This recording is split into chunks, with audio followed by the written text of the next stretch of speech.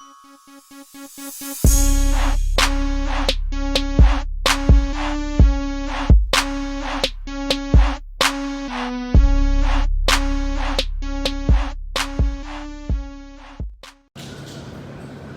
afternoon, guys. Chris, More Texas Screw Compressors. We have a shaft out of a VSS single screw compressor that is bent. This rotor was bent due to a bearing failure on the motor side, and it's not enough run to be able to straighten it out thermally. So we went ahead and just changed out the centerpiece, and we're going to show that to you in the thermal process. So enjoy.